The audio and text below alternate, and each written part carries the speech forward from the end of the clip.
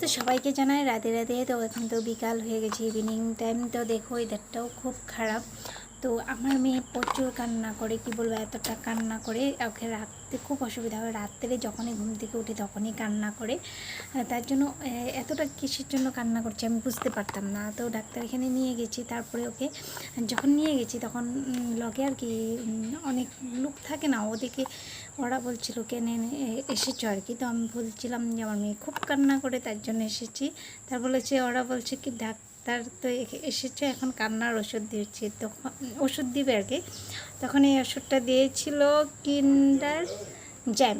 তো কিন্ডার জ্যাম ওষুধটা আমাকে দিয়েছে ডাক্তার। তো আমিও লোকের কথা ভেবে শুনে আর কি ভেবেছিলাম যে সত্যি সত্যি মনে কান্নার ওষুধ দিয়েছে, এখন মনে হয় কাঁদবে না, এরকম ভেবেছিলাম আমি।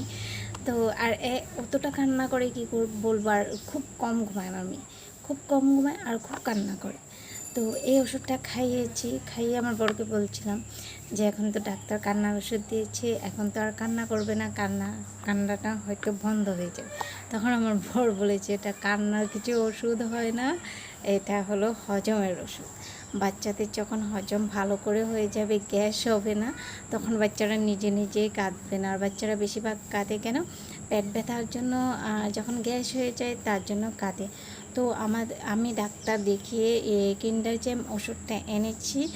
তোমরা বাচ্চারা যদি খুব কান্না করে তাহলে ডাক্তার দেখিয়ে এই ওষুধটা আনতে পারো। এই ওষুধটা খাওয়ালে কী হয়, হজম ভালো করে হয়ে যায়। আর যখন হজম হয়ে যাবে তখন তো তোমরা নিজেই বুঝতে পারছো আর কি, কান্না করবে না।